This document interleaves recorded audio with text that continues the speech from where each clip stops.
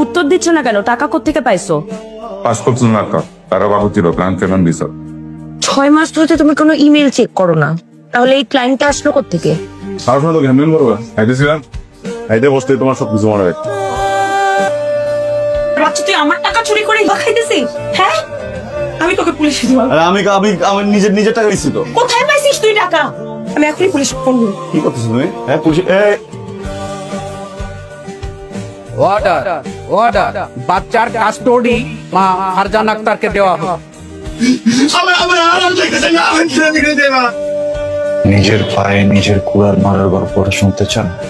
শোনেন, আপনাদের অনেকেরই কাজে লাগবে। আমি সোহাগ, বয়স 32 বছর। একটা প্রাইভেট কোম্পানিতে চাকরি করতাম। টেক্সট বইয়ে ভদ্র ছেলে বলতে যা বোঝায় আমি ঠিক তাই ছিলাম।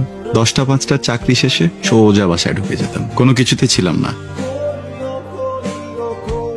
দুজনের ছোট্ট সংসারে টাকা পয়সার খানিকটা অভাব থাকলেও ভালোবাসার কোনো অভাব ছিল না। বছর ঘুরতেই ঘর আলোকিত করে জন্ম নিল পরীর চেয়েও ফুটফুটে সুন্দর এক কন্যা, আমার রাজকন্যা। পৃথিবীর সব মায়া, সব রূপ, ঐশ্বর্য যেন সৃষ্টিকর্তা ওর চোখে মুখে ঢেলে দিয়েছিলেন। ওই মুখের দিকে তাকিয়ে মনে হলো আমি পৃথিবীর সব থেকে সুখী মানুষ। সৃষ্টিকর্তার প্রতি শুকরিয়া জানাতে মেয়ের নাম রাখলাম শুকরিয়া। গরিব হওয়ার অসুবিধা হলো সাধ্য থাকে না। ইচ্ছে করে মেয়েকে পুরো দুনিয়া কিনে দেই, কিন্তু সংসারে একজন নতুন মানুষের খরচ জোগাতে হিমশিম খেতে লাগলাম। আয়ের চেয়ে ব্যয় বেড়ে গেল। অর্থনীতির ভাষায় আয়ের চেয়ে ব্যয় বেড়ে গেলে তাকে বলে ঘাটতি, সাংসারিক ভাষায় অভাব।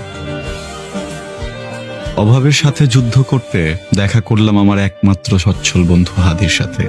হাদি আউটসোর্সিং করে, মাসে মোটা অঙ্কের ডলার পাউন্ড কামায়। আমার অভাবের গল্প শুনে ও আমাকে আউটসোর্সিং কাজের ক্লায়েন্ট দিল। টুকটাক গ্রাফিক্সের কাজ পারতাম, তাই দিয়ে বিসমিল্লাহ করলো। দিনে অফিস, রাতে আউটসোর্সিং। মাস ঘুরতেই টাকা, ডলার আসতে লাগলো হাতে। সংসারের অভাবী রুগ্ন চেহারাটা খানিকটা ঢাকা পড়লো। সমস্যা বাঁধলো অন্যখানে। দিনে 17-18 ঘন্টা কাজের ক্লান্তি আর ঘুমের স্বল্পতার প্রভাব পড়তে লাগলো অফিসের কাজে। ছোট্ট একটা ভুলে চাকরি যায় অবস্থা। আবারও ত্রাণকর্তা হয়ে এলো বন্ধু হাদি। না ঘুমিয়ে কাজ করার জন্য দিল এক অদ্ভুত সমাধান। সেই প্রথম সিলভার রোডে লাল গাড়ি চালান। গাড়ি ফার্স্ট গিয়ারে দিতে এই ছিমনো শরীর জেগে